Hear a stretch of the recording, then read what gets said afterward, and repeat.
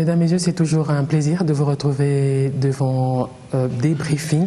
Débriefing, c'est le débat du B1 Télévision, deux sons de cloche sur l'actualité ou sur un fait.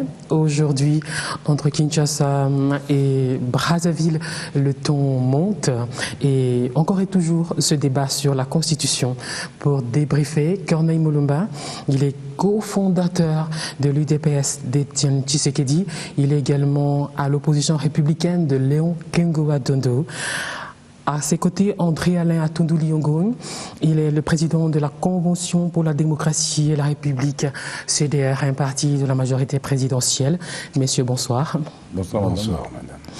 Alors, entre Kinshasa et Brazzaville, c'est quasiment la guerre médiatique à la suite des expulsions spectaculaires des ex-Zaïrois, du chef rebelle Oudjani mort, libre et pas en captivité. Kinshasa est agacé et ne l'a pas caché. Et les députés sont très remontés et recommandent de fermer les frontières, de traîner le Congo-Brazzaville devant la justice internationale. À ce jour, il faut le noter, 80 000 Congolais ont été chassés de Brazzaville et leur prise en charge par le gouvernement est très critiquée.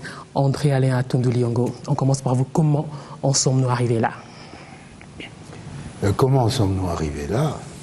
C'est parce que un des co-signataires de l'accord du 9 décembre 1999 entre l'Angola, la République du Congo et la République démocratique du Congo concernant l'installation et la circulation des personnes et des biens entre nos trois pays, un des co-signataires n'a pas respecté sa signature, qui dit notamment dans l'article 16 que lorsque un État parti, un de ces trois États, décide pour des raisons de sécurité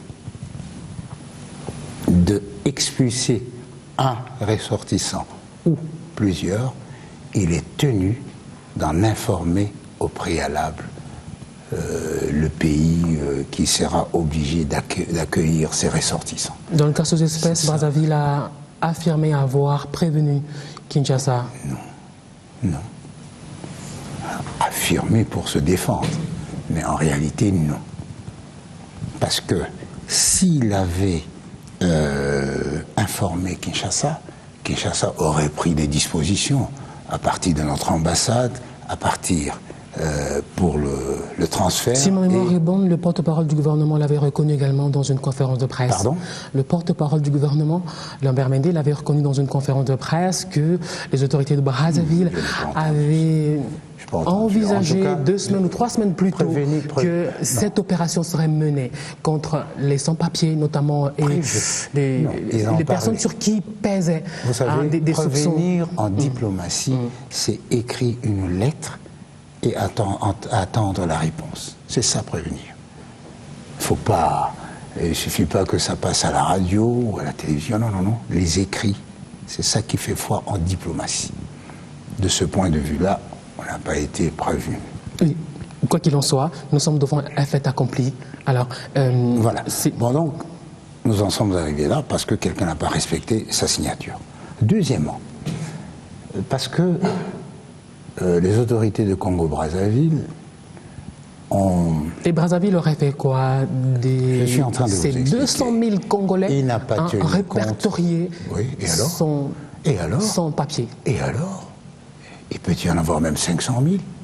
Vous oubliez que Kinshasa, aux côtés de Brazzaville, c'est 11 millions face à moins d'1 million. Le flux de relations, d'affaires, culturelles et autres, c'est normal. C'est normal. Vous savez combien de Congolais il y a ici, des Brazzaville? Selon les statistiques données par la DGM, c'est moins de 300. Alors, 300 000, c'est peu?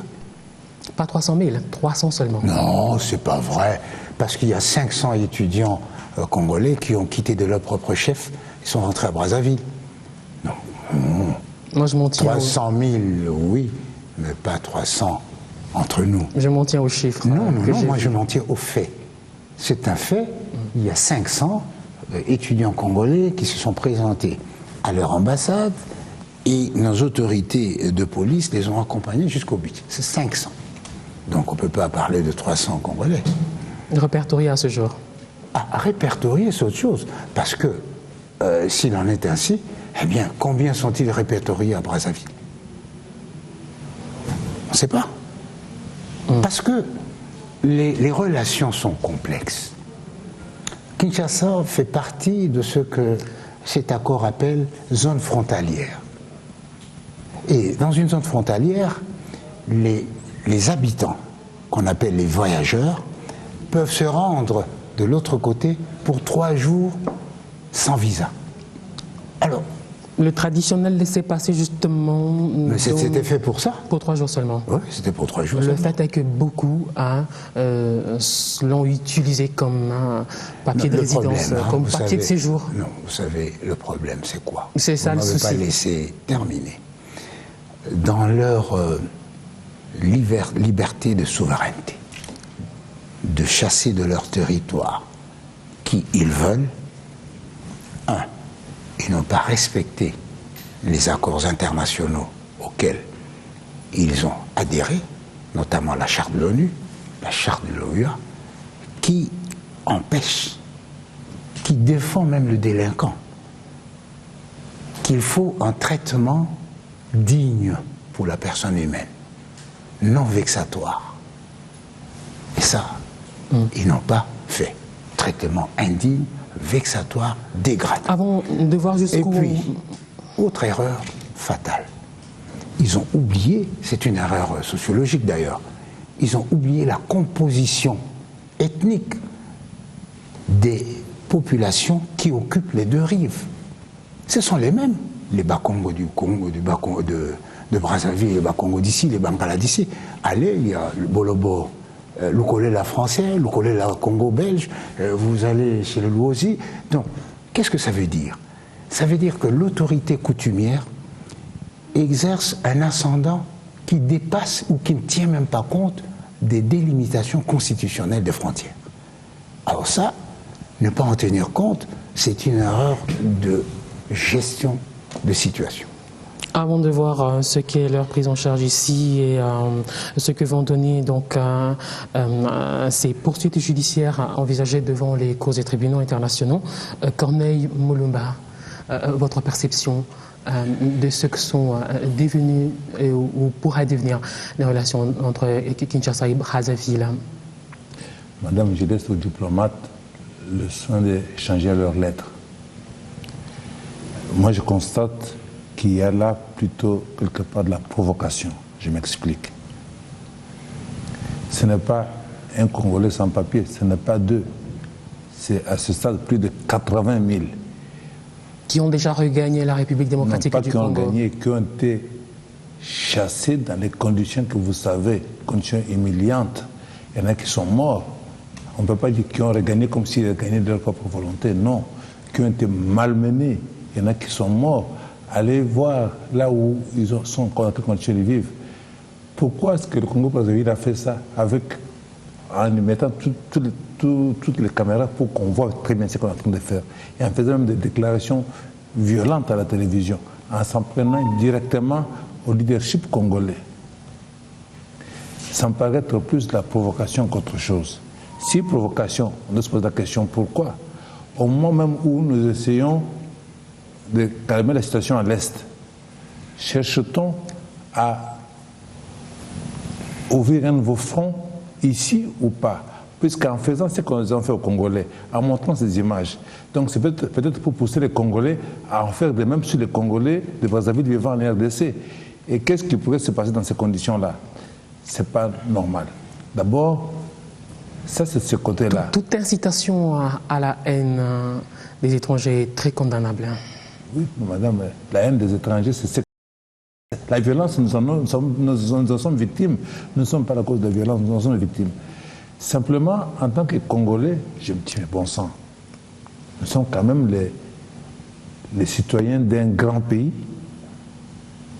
Le Congo-Brazzaville, à côté de la RDC, c'est une grenouille à côté d'un bœuf. comment est-ce qu'on peut nous malmener comme ça? Et aussi par le Congolais de Brazzaville, hier par l'Angola, avant cela par le Rwanda. Pour quelle raison? C'est tout ça qui fait que nous devons nous interroger comment faire pour que ceci n'arrive plus jamais. Le Congo, on a été malmené. C'est ma première question, comment sommes-nous arrivés là? Je ne sais pas comment nous sommes arrivés là. Que les Congolais traversent d'un côté de l'autre, c'est normal. Nous sommes entourés de 9 autres pays. Il y en a 200 000 identifiés au Congo-Brazzaville. 200 000. Combien y en a-t-il de Zambiens? Combien de Centrafricains? Combien d'Angolais? Nous avons 9 frontières. Donc nous avons nécessairement beaucoup de compatriotes africains qui vivent chez nous. Il y en a 200 000, puis il y en a 500 000, comme a dit tout à l'heure M. l'ambassadeur. C'est possible. Combien les autres sont chez nous? On ne peut pas faire autrement. Nous sommes presque tous un même pays. Logiquement, ça devait être ça. Maintenant, on veut nous rappeler par les Congolais d'en face que nous ne sommes pas un même pays. Quelle barrière? Alors, interrogeons-nous aussi, si nous sommes ce bœuf, comment on peut, qu'est-ce qu'il peut y avoir comme mesure de représailles? On a évoqué les poursuites judiciaires. Mais je pense que c'est l'occasion pour les Congolais de mesurer à quel point il est important des grands projets comme ceux de port en eau profonde de Banana, qu'il faut le faire ce projet. Et que le jour où ce sera fait, nous verrons qu'est-ce qu'il sera de ceux qui nous chassent. Les Congolais trouveront le travail et seront ici. Nous fournissons du courant électrique à Inga.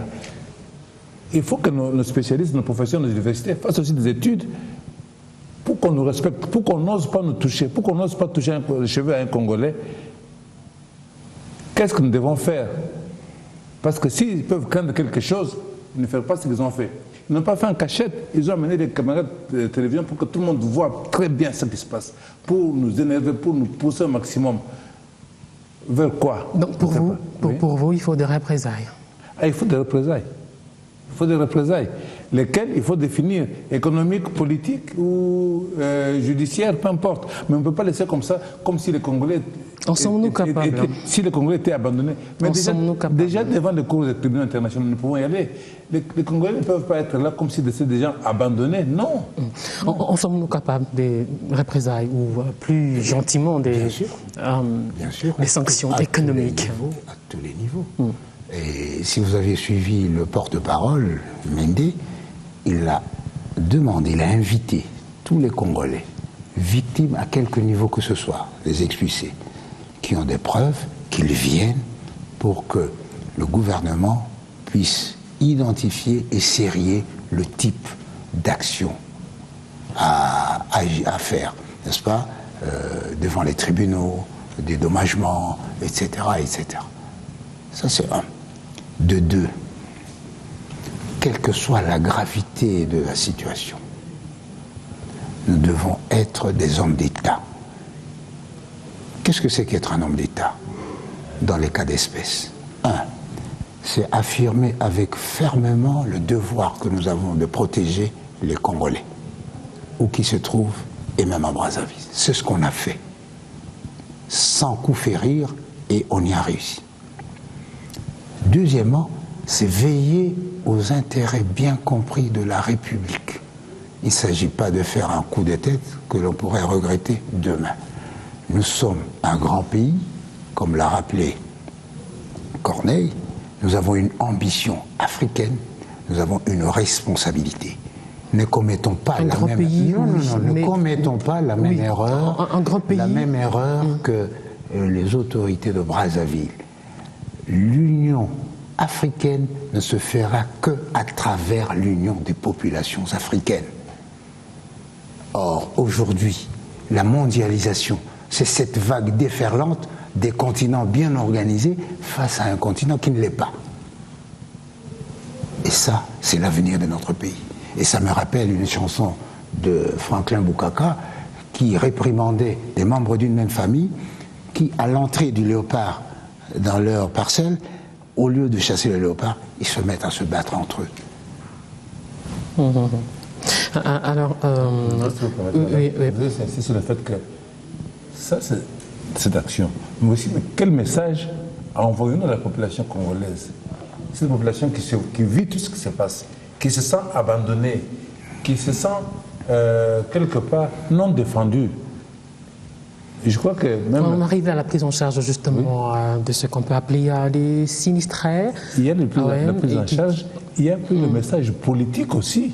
Attendez, il faut mobiliser une population autour de quelque chose. Alors, des scènes très bouleversantes dans le stade où ils ont été hébergés, à la merci de la pluie et des coups de chaleur. Oui. Est-ce que on peut arriver à dire, comme beaucoup, que l'incapacité du gouvernement à s'occuper d'eux est avérée? Bon, il est plus facile, comme on dit. La critique est facile et l'art est aisé. Encore que la critique comme art est difficile. Ils n'ont pas tous les éléments d'appréciation. Vous recevez, on vous envoie sur la figure 80 000 personnes en 2-3 jours. Non, pas en 2-3 jours, en 4 semaines, 3-4 semaines. 3 semaines, n'est-ce pas? Et vous connaissez la situation de Kinshasa. Il faut d'abord, parer au plus pressé. Parer au plus pressé, c'était assurer leur transport de Brazzaville, ici, au beach, du beach à un lieu de transit, c'était le stade. Et troisièmement, le gouverneur de la ville a rappelé, probablement vers Maluku, un site beaucoup plus accommodant. Donc on ne peut pas dire que le gouvernement a abandonné. 2, le gouverneur de la ville est allé, il leur a amené encouragement et il leur a amené un support matériel, à boire, un peu d'argent, etc., pour diminuer tant soit peu leur infortune. Le président du Sénat, l'honorable Kengo Adolo, a traversé il y a 2 jours, porteur d'un message du chef de l'État. Eh bien, ce sont là des actions qui ont porté leurs fruits. Le mouvement de cette expulsion s'est estompé. Eh bien, maintenant, on a pris des engagements que tout se fasse d'après les dispositions des accords que nous avons signés ensemble. Madame, la prise en charge, je pense que la prise en charge, on a amené les gens dans les stades. On a amené, juste à le voir, à la commune de Kinshasa. Attendez. Est-ce qu'on peut, en une semaine, on ne peut pas trouver 1000, 2000, 3000, 5000 tentes pour mettre nos compatriotes? Ils sont sous la pluie, sous le soleil. Pour quelle raison? C'est une affaire d'État. Pour quelle raison est-ce que, même avec l'aide de la MONUSCOM, des choses, on trouve ça? Les tentes existent, on peut acheter, on peut commander pour servir, pour abriter nos compatriotes, au lieu de laisser sous la pluie. Nous sommes à une période de pluie intense. Allez voir, madame, la commune de Kinshasa, dans quel bout nos compatriotes sont. Comme de porc, excusez-moi, mais c'est ça. Allez voir, et ça va révolter tout le monde. On peut acheter un fisc de tentes pour les donner. On peut développer, mobiliser la population pour leur apporter à manger ou des choses comme ça. On peut, même si c'est difficile, mais il y a des choses qu'on pouvait faire pour que les gens se sentent pris en charge. Le fait d'être sans papier ne veut pas dire qu'on n'est pas congolais. On pouvait faire des choses. On n'a pas fait ce qu'on devait faire. On a vu défiler effectivement. Le ministre de l'Intérieur est parti. Le ministre des Affaires étrangères est parti. Le gouverneur est parti. Ça a changé quoi? On a vu des gens continuer à débarquer ici.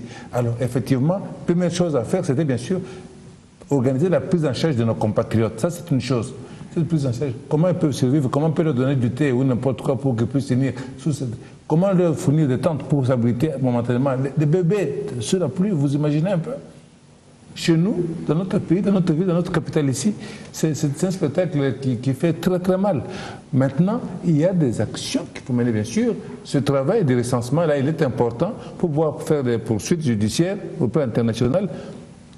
Nous devons coûte que coûte se faire parce que c'est un message aussi qu'on donne aux Congolais qui sentent que nous ne sommes pas abandonnés nous-mêmes, nous sommes pris en charge. Et ceux qui ont subi dans leur chair la violence, ça se paye aussi ça.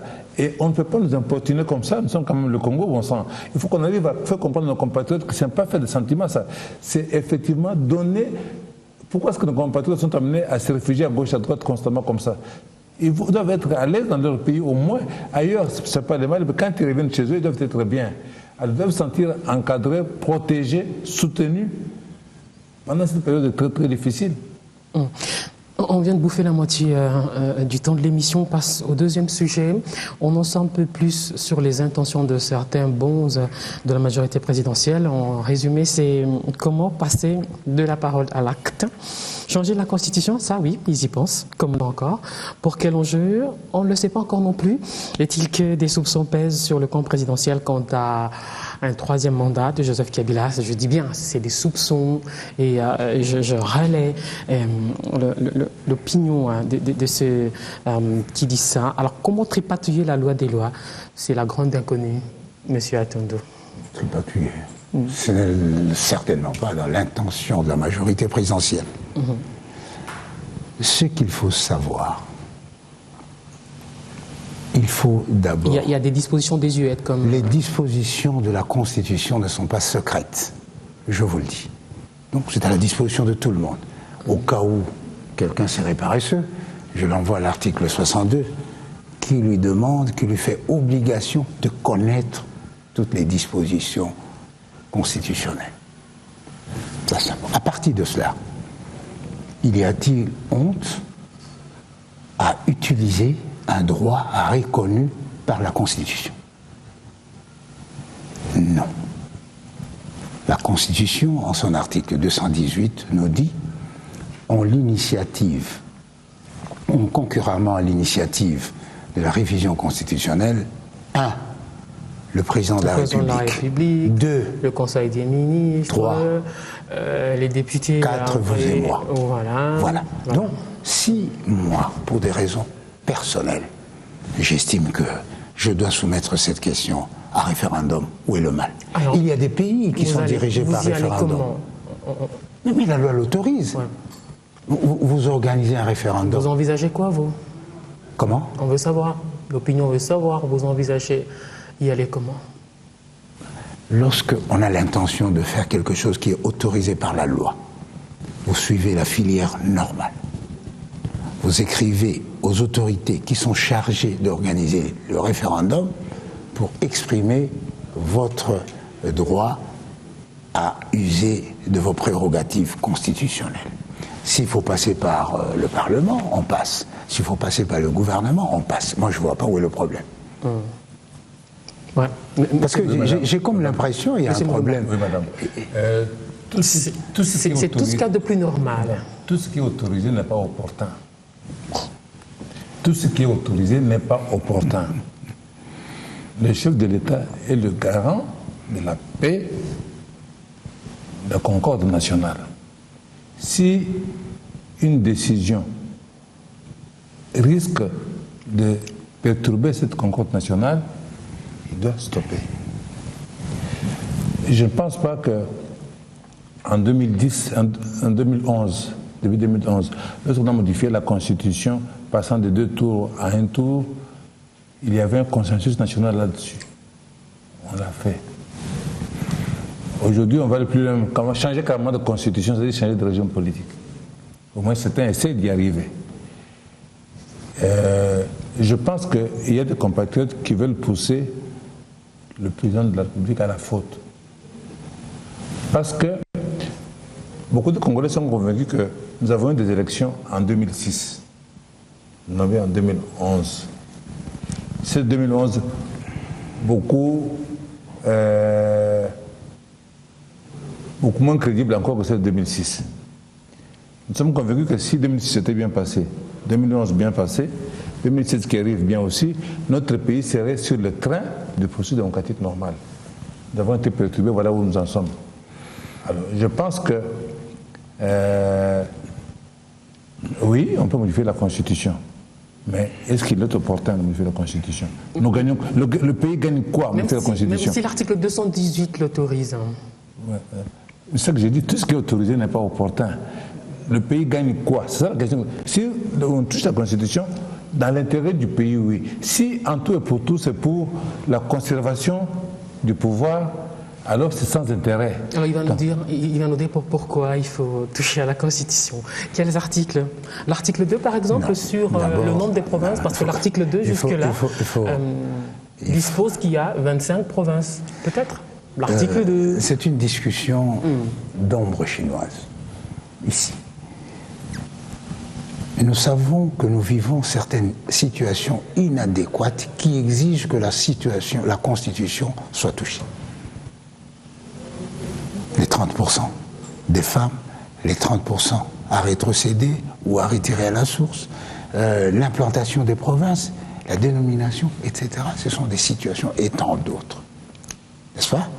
Mais dans leur esprit, ils pensent... Dans leur esprit, les circonstances ne s'y prêtent pas. Ils disent que les circonstances ne s'y prêtent pas. Mais si la non-application amène à un certain dysfonctionnement, à un blocage, nous devrions avoir déjà 26 provinces.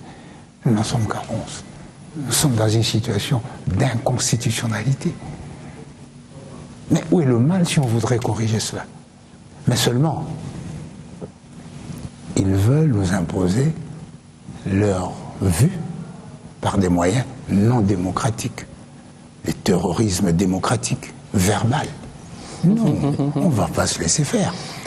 La loi précise dans quelles conditions et qui doivent apprécier l'opportunité. La loi le précise. C'est les deux chambres, les bureaux des deux chambres, qui décident, voilà, c'est opportun, on le fait.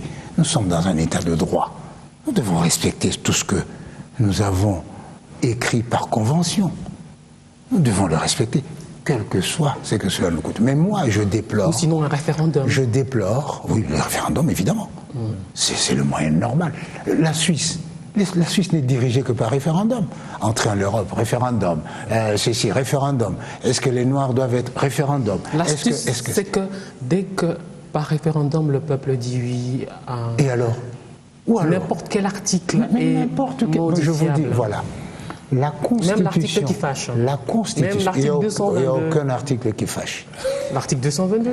Que dit-il? L'article 220 plutôt, pardon. Il fâche en quoi? L'article 220. Il fâche en quoi? Moi, je ne vois pas. La durée des parce mandats. Qu'il dit, le président de la République a un mandat à 2 mandats. N'est-ce pas?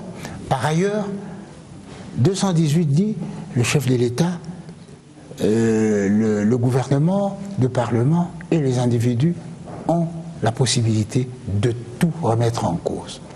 Mais le président de la République peut ne pas vouloir se représenter. Mais moi, si je parviens à avoir 100 000 signatures et que je soumets au Parlement, le bureau accepte, oui, c'est possible. Il ne faut pas avoir peur de ces trucs. Moi, je ne mets pas de l'eau dans la bouche. Qu'est-ce qui vous fait peur? Non. Qu'est-ce qui vous fait peur? La situation d'inconstitutionnalité dont il parle, nous y sommes depuis longtemps. Observez, le Sénat, nous sommes en 2014, n'est-ce pas? Le Sénat, ça fait combien de temps qu'il est là? Le gouverneur de province, les présidents des assemblées provinciales, les élections locales, on ne les a jamais organisées. On ne les a jamais organisées, les locales provinciales, les locales communales, on n'a toujours pas organisé ça. Donc, nous sommes en inconstitutionnalité. Le Sénat, pour le moment, est dans l'inconstitutionnalité. On y reste. Non, c'est pas qu'on c'est ça que je veux dire. C'est pas qu'on y reste. Puisque le climat politique dans le pays n'est pas bon pour cela. Nous disons, allons aux élections. Les nouvelles chambres s'occuperont de ça. Aujourd'hui, nous avons vu à quoi a servi la dernière modification de la Constitution. C'est plus prudent dans l'intérêt du pays, dans l'intérêt de la paix sociale, de la paix politique, que nous puissions aller aux élections. Après les élections, faisons cela. Parce qu'il y a un problème de confiance, il y a un problème de... Il y a une grosse crise de confiance, on l'a compris. Il y a une grosse crise de confiance dans le pays, c'est pas seulement nous. On a terminé, il reste 3 minutes. Non, pas entre nous. C'est eux et le peuple. Parce que le référendum, c'est le peuple. Quand on n'est pas d'accord, on doit consulter le peuple. Eux, ils n'ont pas confiance au peuple congolais. Moi, j'ai confiance. On a terminé. Une conclusion. Alors, vous êtes cofondateur de l'UDPS d'Etienne Tshisekedi, mais, j'ajoute le mais, vous avez été aux concertations, vous êtes maintenant avec Léon Kengo-Adondo. Alors, ça fait... Léon Kengo-Adondo n'est pas président de l'UDPS. Ça fait étrange. Vous êtes à l'opposition républicaine et il en est l'autorité morale. L'autorité morale, pourquoi? Ça fait étrange. L'autorité morale, non. L'opposition républicaine, c'est un regroupement de partis. Il y a un groupe de membres de l'UDPS qui ont participé aux concertations. Et le bien fondé de leur participation aux concertations a été renforcé par d'autres qui n'étaient pas en concertation, mais qui ont rejoint dans cette dynamique-là. Donc, le problème pour nous, c'est quoi? Et vous avez été en concertation et du coup désavoué par l'IMT? Non, on n'a pas entendu cette déclaration du président Tshisekedi bien de sa part pour cela. Au contraire, moi, je dis qu'effectivement... La dernière fois où vous avez été à l'IMT, c'était quand? Ah, donc je dois aller manger à Tshisekedi tous les jours pour être monté que j'ai de l'UDPS. Justement, moi, quand nous avons commencé l'UDPS, Tshisekedi n'était pas président de l'UDPS, n'est-ce pas? Et il était secrétaire national à l'organisation. Et nous étions ensemble, nous avons lutté ensemble, nous avons continué à lutter ensemble, nous connaissons jusqu'à aujourd'hui. Aujourd'hui, après 32 ans, 34 ans, depuis 80, depuis la lettre ouverte, je pense qu'il est effectivement important que le président Tshisekedi prenne l'initiative d'organiser un conclave auquel participeraient tous les cadres du parti, tous les anciens, tout ça, pour définir ensemble comment le pays doit fonctionner vis-à-vis des enjeux qui sont devant nous. Okay. C'est ça le plus important. Le reste n'est pas important. Évidemment. J'ai une opinion, d'autres ont d'autres opinions. Évidemment, si demain vous nommez ministre, vous serez d'accord. Mais j'étais en concertation, nous devons participer au gouvernement, c'est normal. Ok, M. Atondo, votre conclusion. Si pour moi, d'autres amis avec qui nous avons été doivent être là, parce que nous devons participer à la gestion du pays jusqu'aux élections. Votre conclusion, on a terminé. Ma conclusion, c'est que la majorité qui est au pouvoir travaille et vit la démocratie en toute transparence.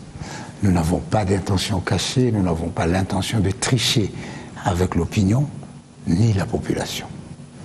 Ce que nous voulons, nous le voulons ou nous le voudrons d'après le prescrit de la Constitution. Et la Constitution, en tant que loi impersonnelle, a prévu tous les cas de figure et en tout état de cause, se référer par référendum au peuple, c'est toujours le moyen démocratique le plus pertinent. Merci beaucoup, André-Alain Tondouliogo, président de la CDR, un parti de la majorité présidentielle. Corneille Mulumba a également été avec nous. Il est cofondateur de l'UDPS d'Etienne Tshisekedi. Il est également à l'opposition républicaine, cette plateforme dont Léo Kengouadondo est autorité morale. Merci beaucoup d'avoir suivi ce débriefing qui se termine ici. À la semaine prochaine.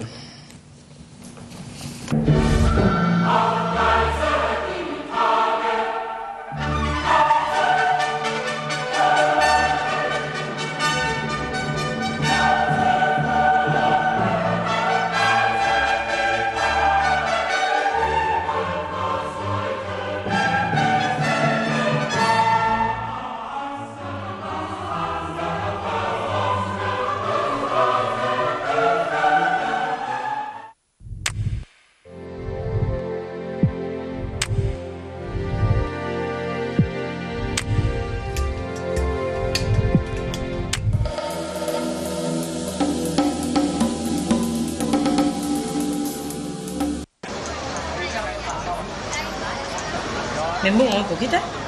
Papa, tonton, monsieur. To. What is the to? 听不懂，他说什么意思？我听不懂。 Rate. 已经给你钱了， Rate, 给你500。 no chinois. You speak français or English? 什么意思？说什么意思？听不懂。我500块钱已经给你了，说什么？啊？500块已经钱给你。妈咪，那三位，用爱掉把打啥的？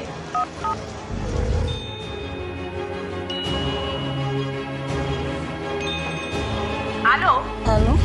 Allô? Allô? Mado? Nga Justine. Yango mbongo ochaki combien? Allô? Maman! Téléphone est cassé. Hey! Tous les jours, Eurobank vous apporte des solutions pour vous simplifier la vie. Avec la China Card Union Pay d'Eurobank, faites vos achats en Chine sans inquiétude. Avec un tarif défiant toute concurrence. Demandez votre carte dans votre agence la plus proche avant d'embarquer pour la Chine.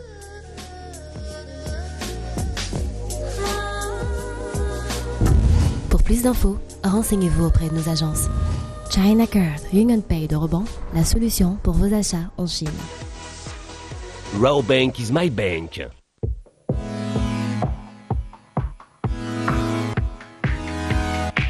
La saga continue avec le nouveau Samsung Galaxy S5. Profitez du smartphone dernier cri adapté au meilleur réseau internet en RDC. Au design chic et glamour, ce smartphone est résistant à l'eau et à la poussière. Capturez vos moments les plus importants grâce à son autofocus rapide qui vous permettra de ne rien manquer de l'action. Avec sa technologie Download Booster, vous pouvez activer simultanément la LTE et le Wi-Fi et expérimenter un débit sans précédent.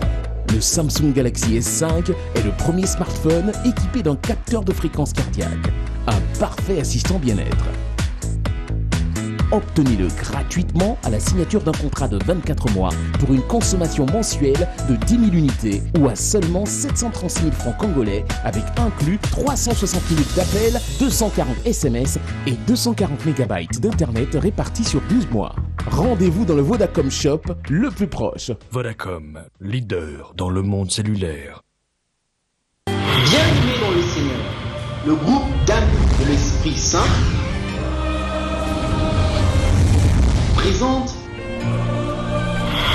la grande veillée de prière dénommée Nuit de la visitation divine.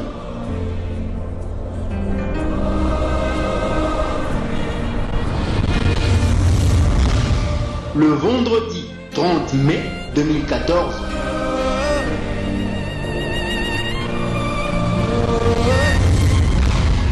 avec comme orateur le Père Emmanuel Kayembe,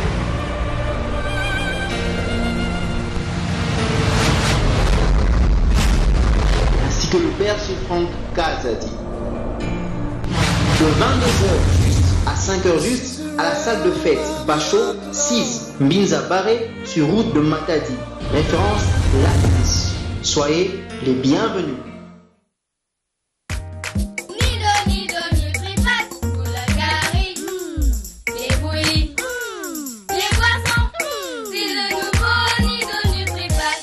Repas plus nutritifs et délicieux. Nouveau Nido Nutripack pour plus de nutrition. Nido Nutripack pour la galerie. Les bouillies, les boissons, c'est le nouveau Nido Nutripack. Pour des repas plus nutritifs et délicieux. Nouveau Nido Nutripack pour plus de nutrition. Dans un lointain royaume,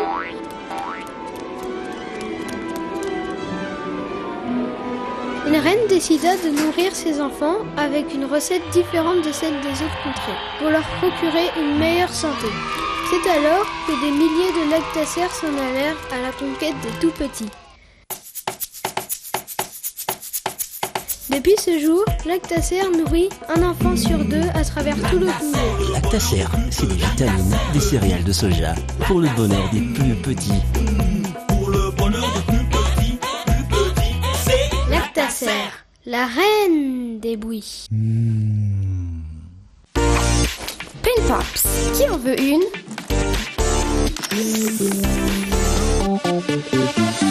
Séance photo les filles.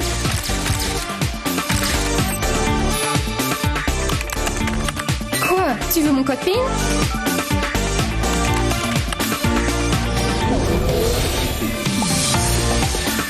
Plus parfumé, plus amusant, plus cool. Essayez la nouvelle Pin-Up au délicieux parfum de fruits de la passion. Le parfum vous transporte. Profitez de la vie numérique avec StarTimes. Avec StarTimes, découvrez chez vous la gamme de sélection des chaînes de divertissement. Plus de sport avec football et basketball à gogo, plus de divertissement, plus de séries, plus de dessins animés et autres chaînes généralistes.